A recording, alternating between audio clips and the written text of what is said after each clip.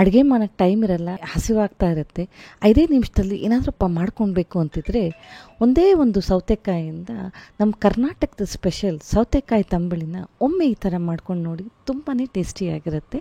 ಬನ್ನಿ ಹೇಗೆ ಮಾಡೋಣ ಅಂತ ನೋಡೋಣ.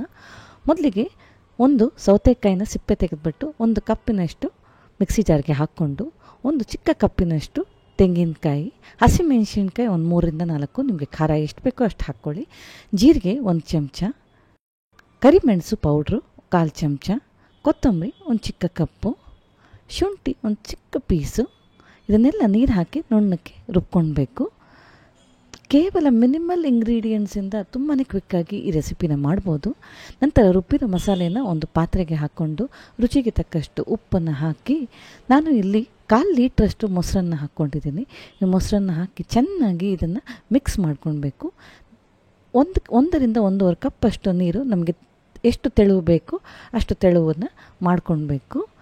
ನೋಡಿ, ಇಷ್ಟೇ ತುಂಬಾ ಸಿಂಪಲ್ಲಾಗಿ ಮಾಡ್ಬೋದು. ನಂತರ ಇದಕ್ಕೆ ಒಂದು ಸಣ್ಣ ಒಗ್ಗರಣೆ ಹಾಕ್ಕೊಂಡ್ರೆ ಆಗೋಯ್ತು.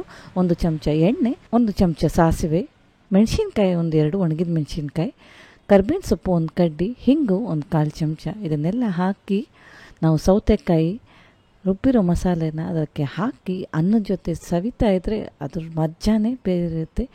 ತುಂಬ ಬಿಸಿಲಿದ್ದಾಗ ಅಥವಾ 5 ನಿಮಿಷದಲ್ಲಿ ನಿಮ್ಗೇನಾದ್ರು ಮಾಡ್ಕೊಳ್ಬೇಕಂದ್ರೆ ಈ ರೀತಿ ಮಾಡ್ಕೊಳ್ಬೋದು.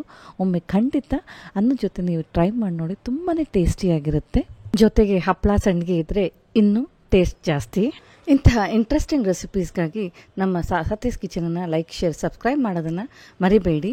ಮತ್ತೆ ಸಿಗೋಣ ಒಂದು ಹೊಸ ರೆಸಿಪಿಯೊಂದಿಗೆ. ಅಲ್ಲಿಯವರೆಗೂ ನೋಡ್ತಾ ಇರಿ, ಮಾಡ್ತಾ ಇರಿ, ತಿಂತಾ ಇರಿ.